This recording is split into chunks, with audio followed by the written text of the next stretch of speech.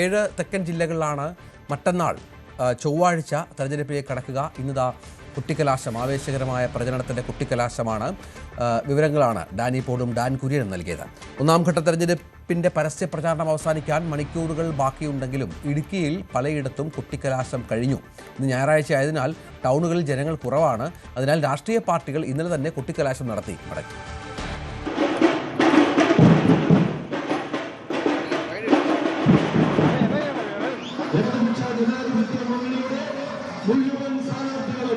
ഒന്നാം ഘട്ട തെരഞ്ഞെടുപ്പ് നടക്കുന്ന ജില്ലകളിൽ ഇന്ന് വൈകിട്ട് 6 മണിക്കാണ് പരസ്യപ്രചരണം അവസാനിക്കുന്നത്. എന്നാൽ ഇടുക്കിയിൽ പലയിടത്തും ഒരു ദിവസം മുൻപേ കൊട്ടിക്കലാശം നടത്തി. ഇന്ന് ഞായറാഴ്ചയായതിനാൽ മിക്കവാറും കച്ചവട സ്ഥാപനങ്ങൾ അവധിയാണ്. ടൗണിൽ അധികം ആളുകൾ ഉണ്ടാവില്ല. അതിനാൽ തിരക്കേറിയ ശനിയാഴ്ച കൊട്ടിക്കലാശത്തിനായി രാഷ്ട്രീയ പാർട്ടികൾ തിരഞ്ഞെടുക്കുകയായിരുന്നു.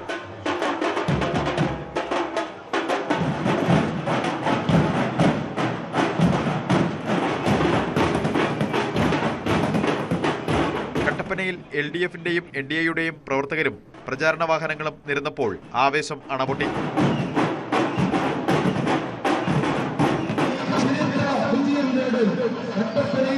ഇന്നാണ് UDF-ന്റെ കുട്ടിക്കലാശം. ന്യൂസ് 18 ഇടുക്കി.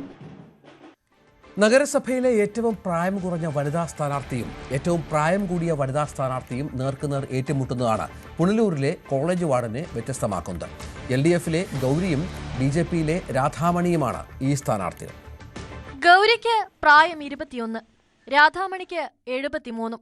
പ്രായത്തിലെ വലിപ്പച്ചെറുപ്പം ഏതായാലും പ്രചാരണത്തിലില്ല. ഓരോ വോട്ടും ഉറപ്പിക്കുകയാണ് സ്ഥാനാർത്ഥികൾ. സിറ്റിംഗ് വാർഡ് നിലനിർത്തുകയാണ് ഗൗരിയുടെ ദൗത്യം. വിദ്യാർത്ഥി രാഷ്ട്രീയത്തിലൂടെ ലഭിച്ച ഊർജമാണ് കൈമുതൽ. മുമ്പ് നമ്മളിങ്ങനെ ഓരോരുത്തർക്ക് വേണ്ടി പോകുന്നുണ്ടായിരുന്നു. പക്ഷെ അപ്പം നോക്കിയപ്പോൾ ഇത്രയും സിമ്പിൾ ആണെന്നാണ് നമ്മൾ വിചാരിച്ചിരുന്നത്. പക്ഷെ ഇത് ഇറങ്ങിയപ്പോഴത്തേക്ക് നല്ല പാടാണ്.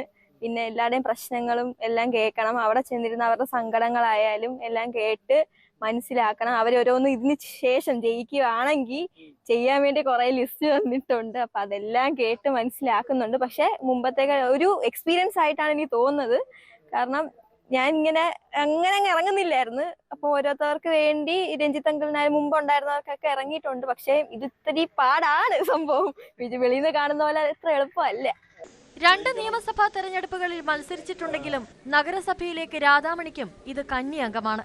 BJP-യുടെ സംസ്ഥാന വൈസ് പ്രസിഡന്റ് പദം വരെ അലങ്കരിച്ച അനുഭവ സമ്പത്തുമായാണ് പോരാട്ടം. നിയമസഭയിലാവുമ്പം നമുക്ക് അപരിചിതരും പരിചിതരും എല്ലാം ഉണ്ടാവും. അപ്പൊ അതിന് കുറെ വ്യത്യാസങ്ങളുണ്ട്. പക്ഷെ ബൂത്ത് തല, വാർഡ് തല ഇലക്ഷൻ എന്ന് പറയുമ്പോൾ എല്ലാം നമ്മൾ നിത്യവും കാണുന്ന മനുഷ്യരാണ്, കാണുന്നവരാണ്, സ്നേഹമുള്ളവരാണ്. എനിക്ക് ആ സ്നേഹം ഞാൻ ആവോളം അനുഭവിക്കുന്നു, ആസ്വദിക്കുന്നു.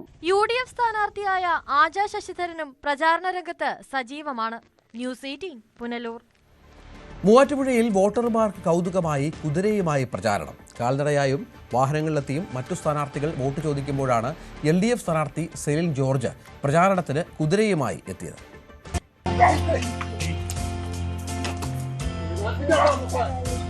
മൂവാറ്റുപുഴ നഗരസഭയിലെ 17-ാം വാർഡിലെ LDF സ്ഥാനാർത്ഥിയാണ് സെലിൻ ജോർജ്. തെരഞ്ഞെടുപ്പ് പ്രചാരണം അവസാന മണിക്കൂറിലേക്ക് കടന്നതോടെ വോട്ടർമാരെ ആകർഷിക്കാൻ വ്യത്യസ്തമായ പ്രചാരണത്തിലാണ് സെലിൻ. വോട്ട് തേടിയെത്തുന്ന സെലിനൊപ്പം പ്രവർത്തകർ മാത്രമല്ല, ഒരു കുതിരയുമുണ്ട്.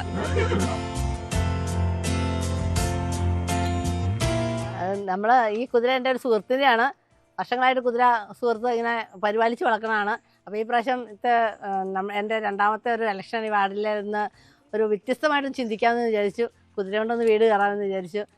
എന്തായാലും കുതിര നമ്മുടെ പ്രിയപ്പെട്ട ഒരു മൃഗമാണല്ലോ, ശക്തിമാനായിട്ടൊരു മൃഗമാണല്ലോ. അതായിരിക്കട്ടെ ഈ പ്രാവശ്യത്തെ പ്രധാനത്തിനൊരു കൊഴുപ്പാക്കാൻ വേണ്ടിയിട്ടാണ് നമ്മുടെ സുഹൃത്ത് കുതിരയെ കൊണ്ടുവന്നത്. 2 ദിവസമായിട്ട് ഈ കുതിരയുടെ പുറത്ത് കയറാൻ പറ്റുക എനിക്കൊരു പേടിയുണ്ട്. പക്ഷേ കുതിരനെ പിടിച്ചുകൊണ്ട് നമുക്കിങ്ങനെ വോട്ട് അഭ്യർത്ഥിക്കാൻ ഒരു സന്തോഷമുണ്ട്. കാരണം കുതിര നമ്മുടെ ഒരു നല്ലൊരു മൃഗമാണല്ലോ.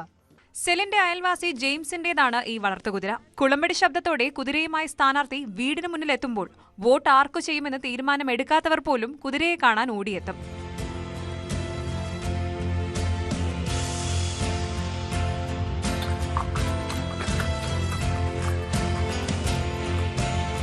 വാർഡിൽ കഴിഞ്ഞ തവണ LDF സ്ഥാനാർത്ഥിയായിരുന്നു ജെയിംസ്.